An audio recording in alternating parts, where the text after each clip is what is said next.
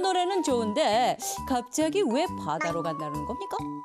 캡틴리가 오늘 크라켄 잡으러 바닷속으로 간다고 하길래 고기잡이 준비한 건데요. 그랬구나. 그런데 말이죠. 크라켄은 물고기가 아니야. 거대하고 무시무시한 바다 괴물이라고요. 엄마야! 거대한 바다 괴물요? 어떡해요? 이러다 다 죽어요. 설마 진짜 바다 괴물이 있다는 건 아니죠? 바닷속에 괴물이 살까 안 살까 궁금하다, 그죠? 자, 그러려면 바닷속을 여행해야 될 것 같은데 궁금하지? 궁금하면 500원. 바닷속 여행할 우리 탐구 대원들 여기 붙어라. 저요! 같이 가요. 우와, 아니 크라켄이 그렇게 무시무시하다고 했는데도 불구하고 이렇게 서로 간다네. 정말 대단합니다. 그렇다면 지금 이 순간, 지금 여기 필요한 건 뭐다? 바닷속으로 가려면 잠수함이 있어야겠지. 좋았어, 잠수함. 잠수함은 어디 있는데요? 걱정하지 마세요. 어느 시대든 어디든 갈 수 있는 탐구호가 있잖아요. 탐구호. 잠수함으로 변신할 준비됐나요? 네, 캡틴리의 지시대로 잠수함으로 변신하겠습니다. 예! 크라켄 잡으러 고고! 우와! 우리도 잠수함을 타고 바닷속으로 들어가는 거야? 신난다. 얘들아, 나처럼 잠수함 탈 준비를 하는 건 어때? 아까부터 계속 먹기만 하더니 무슨 준비를 하고 있다는 거야? 내가 괜히 많이 먹는 줄 알아? 잠수함은 나랑 정말 잘 맞는 것 같아. 내 몸무게가 많이 나가니까 물에 잘 가라앉을 거라고. 뭐라고? 순우가 무거워서 잘 가라앉는 거라면 떠오를 때는 어떻게 할 건데? 어쩌지? 떠오를 때는 생각 못했네. 그럼 혹시 나만 잠수함 못하는 거야? 무서울 것 같아도 얼마나 기대했는데. 걱정하지 마. 잠수함이 물에 뜨고 가라앉는 원리는 따로 있을 거야. 잠수함 원리? 그게 뭔데? 그 원리는 나도 자세히는 모르지.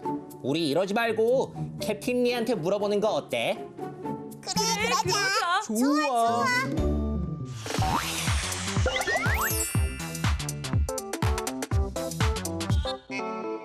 캡틴리 도와주세요.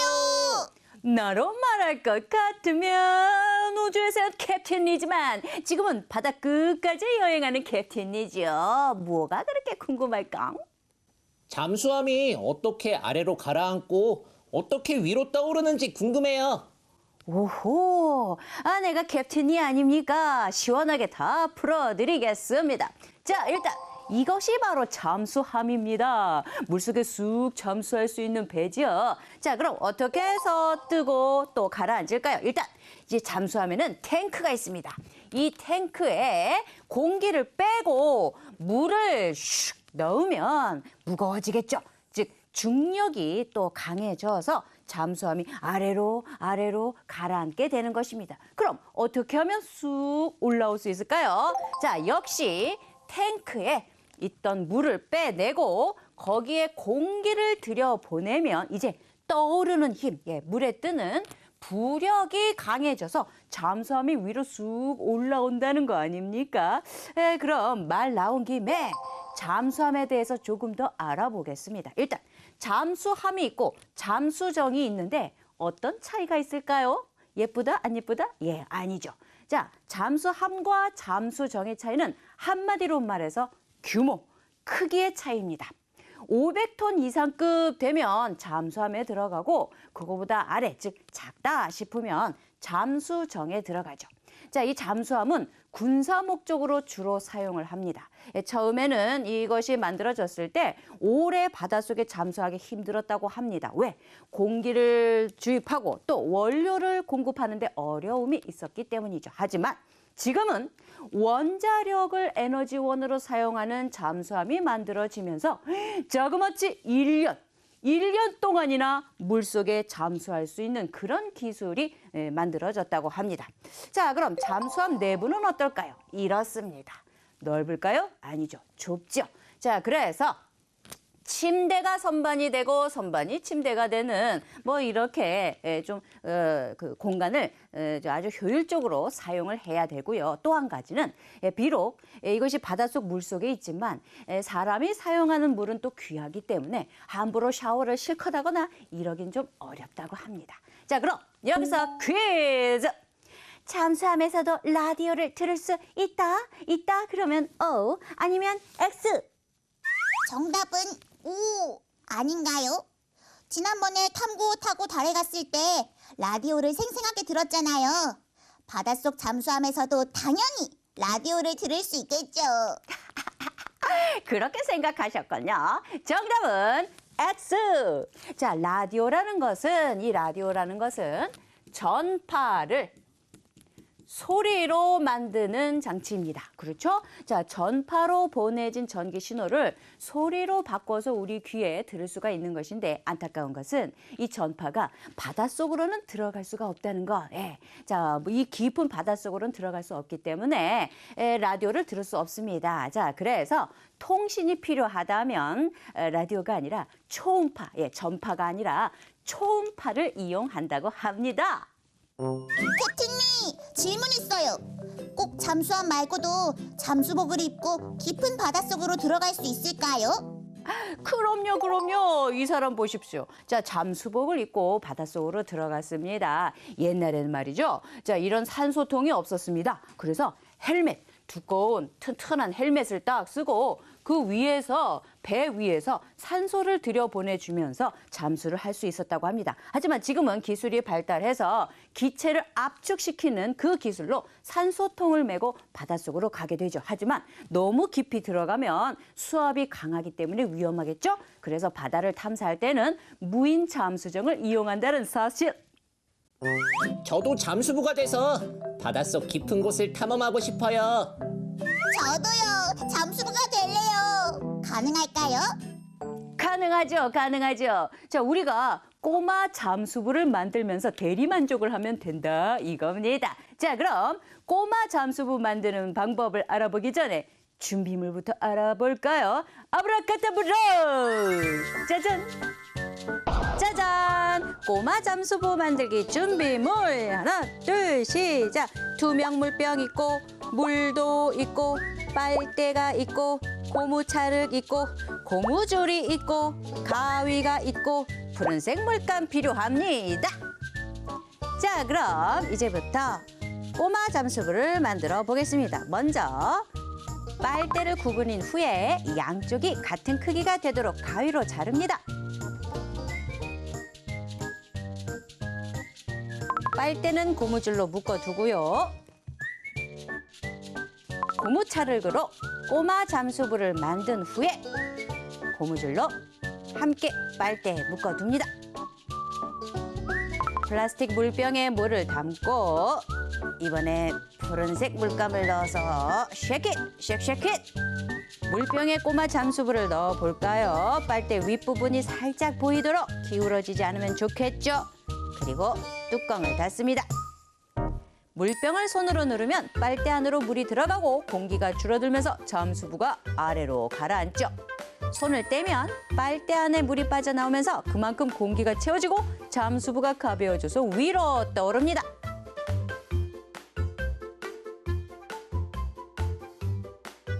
지금까지 이런 잠수부는 없었다. 이것은 잠수부인가 인어인가? 여러분도 여러분만의 잠수부, 꼬마 잠수부를 만들어 보세요.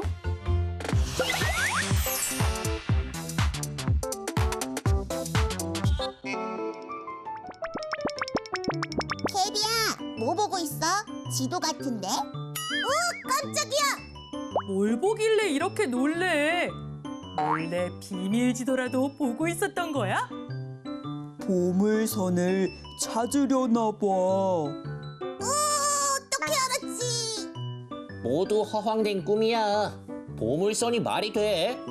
아니야. 실제로 바다에서 보물선을 찾은 적이 있어. 진짜? 그게 사실이야? 1998년 이집트에서는 클레오파트라 왕궁이 있던 고대 항구 근처에서 2000년 전에 침몰한 배를 발견했는데 귀신이라도 나왔어? 에이, 귀신은 무슨.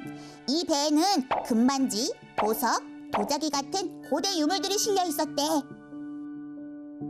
나 사실 너희한테만 말해주는 건데 빙산에 부딪혀 가라앉은 타이타닉호를 찾으려는 거였어. 1912년 당시 가장 크고 호화로운 여객선이었다니 부자들의 보물도 많이 있지 않겠어?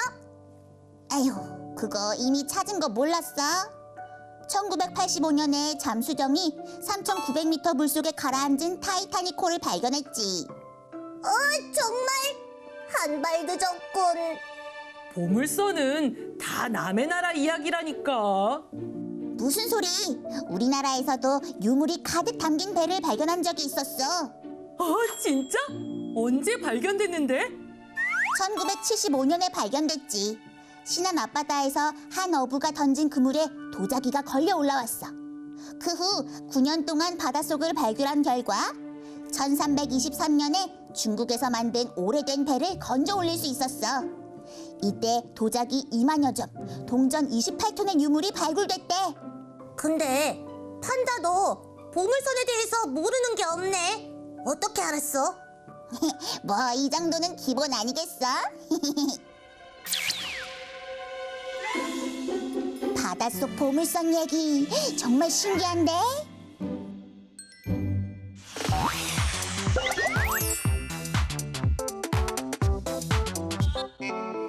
차가운 바닷속에 얼음 형태의 광물이 있다는 게 진짜예요? 아우, 진짜입니다. 맞아요. 짜잔! 바로 하이드레이트라는 광물이죠. 짜잔! 보세요. 자, 하이드레이트에 불이 붙어 있는 모습입니다. 이 하이드레이트는 말이죠. 1년 내내 땅이 얼어붙은 곳이거나 아니면 차가운 바닷속에 얼음 형태로 있다고 합니다. 이 메테인이 주성분인 천연가스가 저온 고압을 만나면 얼음처럼 고체가 된 것이죠. 자, 석탄, 석유보다 탄소 발생률이 현저히 낮기 때문에 친환경 에너지로 인정받고 있답니다. 그럼 하이드레이트는 바닷속에 얼마나 묻혀 있을까요?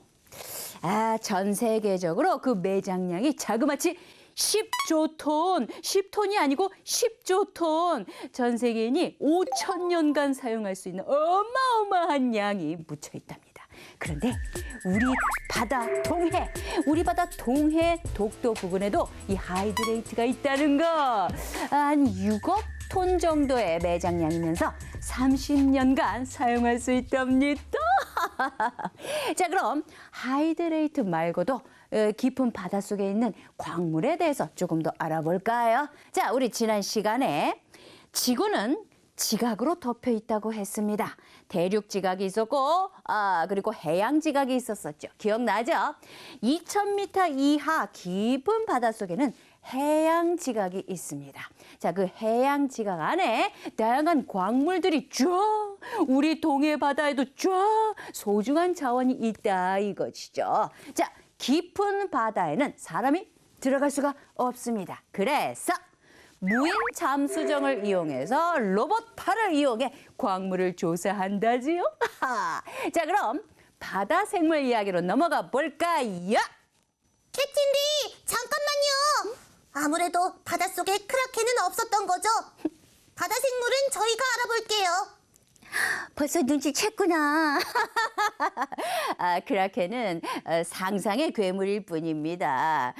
그러니까 여러분이 그렇게 무서워할 필요 없어요. 그러면 잠수함이 필요하겠네, 그죠?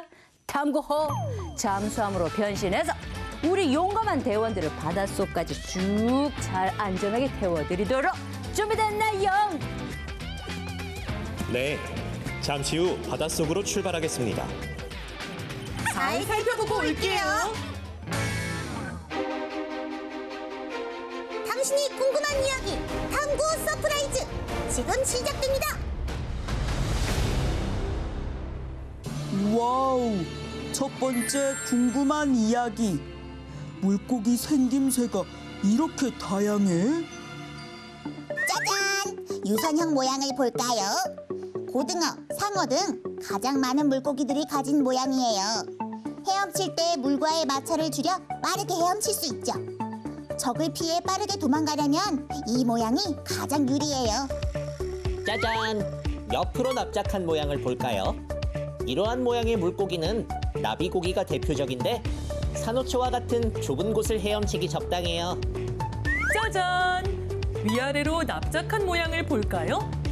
가오리가 대표적이에요. 깊은 바다의 수압을 견디는데 유리해요. 짜잔! 뱀 모양을 볼까요? 뱀장어, 칠성장어 등이 있어요. 이들은 몸이 길어서 좁은 공간도 잘 다녀요. 짜잔! 공 모양을 볼까요? 보거가 대표적이에요. 보거는 적에게 공격을 받으면 배를 크게 부풀려 적을 위협해요. 와우, 두 번째 궁금한 이야기. 푸른 빛이 좋아? 은빛이 좋아? 짜잔! 푸른빛 고등어를 살펴볼까요? 고등어는 등이 푸르고 배는 은빛이에요. 푸른색의 등은 위에서 보면 바다색과 비슷해 먹잇감을 찾는 새들의 눈에 잘 띄지 않게 해줘요. 배의 은빛은 바다 밑에서 큰 물고기들이 위쪽을 볼 때 은빛으로 반짝이는 햇빛에 고등어가 잘 보이지 않게 해줘요. 짜잔! 은빛 갈치를 살펴볼까요? 갈치는 육지에서 멀리 떨어진 바다 깊은 곳에서 살기 때문에 고등어처럼 새들의 공격을 걱정할 필요가 없어요. 그러니 바다 밑에서 자신을 공격하는 큰 물고기만 조심하면 되기 때문에 온몸이 은백색으로 빛나는 것이에요. 와우, 세 번째 궁금한 이야기. 깜깜하고 차가운 깊은 바닷속에서 사는 동물들. 바닷속으로 200m 이상 들어가면 햇빛이 더 이상 통과하지 못해 바닷속은 어둡고 온도도 매우 낮아요. 식물들은 광합성을 할 수 없고 높은 수압 때문에 보통의 동물들도 살기가 어려워요. 이런 곳에서도 특이한 몸 구조를 가지고 살아가는 동물들이 있어요. 짜잔! 풍선장어를 볼까요? 풍선장어는 먹이가 나타나면 입을 우산처럼 쫙 벌려 먹이를 꿀꺽 삼켜버려요. 짜잔! 심해 아귀를 볼까요? 심해 아귀의 깃대처럼 솟아난 등 지느러미에는 스스로 빛을 내는 박테리아들이 살고 있어요. 이 빛을 보고 호기심에 다가온 물고기들을 덥석 잡아먹죠. 짜잔! 새다리 물고기를 볼까요? 새다리 물고기는 지느러미가 길어 마치 카메라 삼각대처럼 보이기도 해요. 긴 지느러미를 안테나처럼 이용해 먹이의 움직임을 감지해요. 이렇게 물고기들은 저마다 환경에 맞춰 진화하며 살아가고 있는 거겠죠?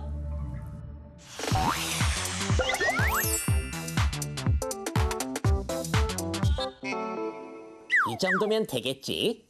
충분해, 충분해. 뭐가 충분하다는 거지? 뭐 이 깃발 얘기하는 건가요? 아니 이 깃발들을 왜 이렇게 많이 모아놨어요? 바닷속 땅에 깃발을 꽂아서 내 땅이라고 표시하려고요. 이제껏 바다에도 땅이 있다는 걸 생각 못했지 뭐예요. 아우, 굉장히 좋은 생각이긴 합니다. 자, 그런데 그거 알고 있었어요?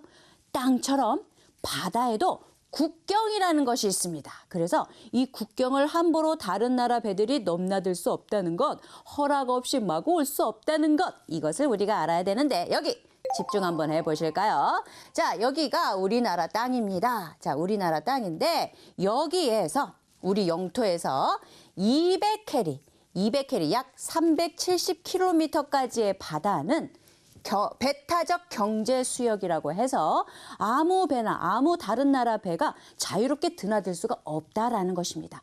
그 배들은 이 안에서 마음대로 고기잡이를 한다거나 광물을 채굴할 수도 없습니다. 자, 그러면 200해리에서 해리가 무엇이냐? 해리는 한마디로 말하면 단위입니다. 단위. 자, 특히 바다라든가 공중, 하늘을 말하는 거죠. 바다나 하늘, 공중에서 거리를 나타낼 때 쓰는 단위가 해리인데요. 1해리는 약 1850m라고 합니다. 즉 이만큼의 여기 점선 보이죠?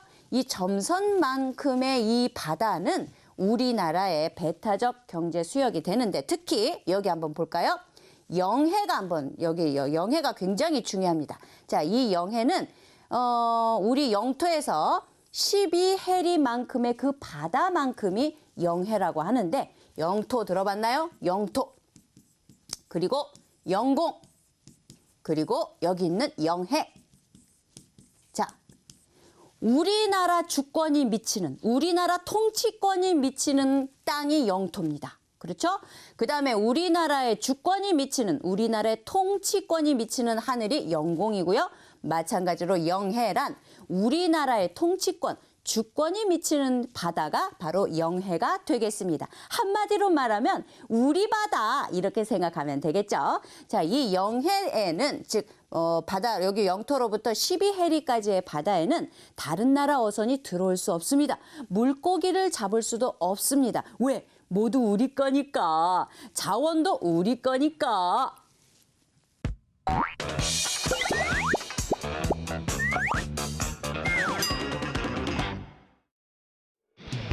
바닷속 비밀을 파헤치고 탐구하는 여러분 모두를 환영합니다. 탐구 퀴즈 쇼쇼쇼! 저는 진행을 맡은 MC 탐구예요. 해수욕장이나 갯벌에 가보면 썰물에 드러난 대부분의 바닷속은 평평하게 생겼어요. 육지는 산도 있고 평지도 있고 계곡도 있는데 바닷속은 모두 갯벌처럼 평평하기만 할까요? 아니죠. 바다 밑바닥은 물에 잠겨서 육지에서는 그 모습을 볼 수 없지만 육지와 비슷한 모양을 하고 있어요. 그래서 특별히 준비했습니다. 오늘은 바닷속 땅에 대한 퀴즈를 풀어볼 텐데요. 모두 문제를 끝까지 잘 듣고 정답을 맞춰주세요. 그럼 첫 번째 문제 나갑니다. 이 지역은 육지와 만나는 곳의 바다로 수심이 200m 미만인 곳을 말하는데요. 플랑크톤이 풍부해 물고기가 많고 지하 자원도 풍부한 이 지역을 뭐라고 할까요? 판다가 빨랐습니다. 정답은요? 정답은 대륙? 아닌가요? 대륙! 근접했지만 정답이 아닙니다. 다른 도전자에게 기회가 있습니다. 라피도가 신중하게 버저를 눌렀는데요.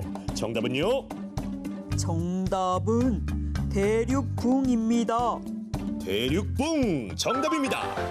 대륙붕은 육지와 가깝기 때문에 강에서 많은 흙탕물과 유기물 찌꺼기가 흘러나와 쌓여요. 흙탕물이 가라앉으면서 모래와 진흙 바닥을 만들고 유기물 찌꺼기는 바다 생물의 먹이가 되기 때문에 대륙붕에서는 고기가 많이 잡힌답니다. 그럼 계속해서 다음 문제 나갑니다.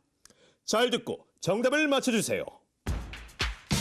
이곳은 대륙붕이 끝나고 갑자기 수심이 깊어지는 급경사 구간을 말합니다. 수심 2,000에서 3,000m인 이곳을 뭐라고 할까요? 케비, 정답은요? 정답은 대륙 사면입니다.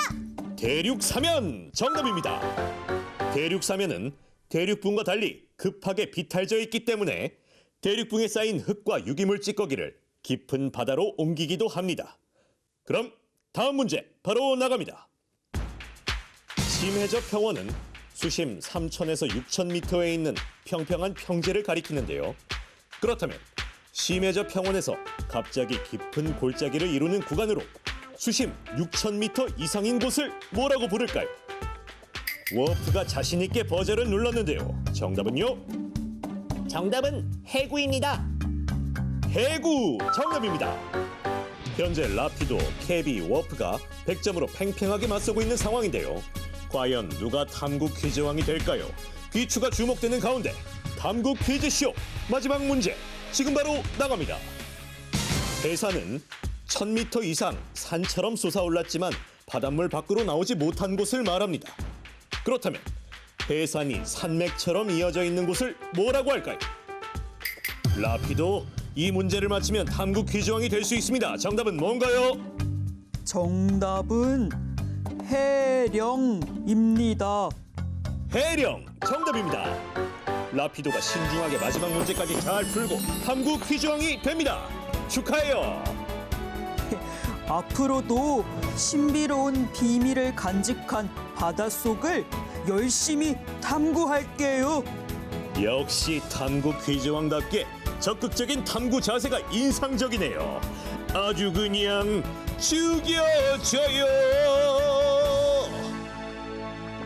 캡틴이 알려주세요. 나로 말할 것 같으면 우주에선 캡틴이지만은 바닷속 깊숙이까지 여행하고 다니죠. 뭐가 그렇게 궁금하고 뭐가 그렇게 도와줘야 될 게 많을까?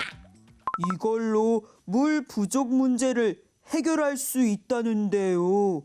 어떻게 가능한 거예요? 어디 볼까? 이 말을 먼저 해줘야겠거냐. 지구 물의 97.2%가 바닷물이라는 사실. 그런데 지구에 있는 물의 약 1%도 안 되는 물을 이 사람이 이용하고 있다는 겁니다. 그러니까 한마디로 바닷물을 강물처럼 염분이 없는 그 담수로 만들 수가 있다면 물 부족 문제는 단번에 해결이 되겠죠. 그 열쇠가 바로 바다에 있다는 겁니다. 바다 표면은 지구 표면의 자그마치 70%거든요. 자, 그래서 세계사를 잘 뜯어보면 바닷길을 개척하고 바다에 있는 자원을 이용한 국가가 시대의 주인공이 되어 왔어요. 아시겠죠? 자, 그럼 여기서 문제! 미래 해양 자원을 개발해야 되는 까닭은 뭘까요?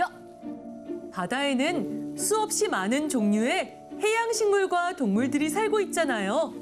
인류의 식량 창고로 활용 가치가 매우 높은 것 같아요. 해조에는 석유나 천연가스 같은 화석 에너지가 많이 묻혀 있잖아요. 심해에는 하이드레이트와 같은 새로운 연료 물질들이 많이 있다고 들었어요. 해양에서는 미생물들을 이용하여 항생제나 항암제를 만들 수도 있어요. 역시 용감한 탐구대원답게 모두 아주 잘 알고 있습니다. 맞습니다. 때문에 우리는 바다가 오염되지 않도록 노력해야겠죠. 그리고 바다에 살고 있는 생물들이 멸종되지 않도록 잘 보호해야 돼요.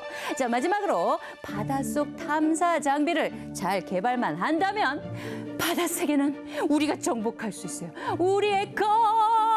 캡틴 리, 다음 여행을 떠날 시각입니다. 준비 부탁드립니다. 아니 벌써 여행이 이렇게 끝났다고? 에이, 아니지. 다음 여행이 기다리고 있습니다. 다음 여행 주제는 지구의 머리부터 혈관까지가 되겠습니다. 탐구 호! 카운트다운을 시작합니다. 3, 2, 1, 발사!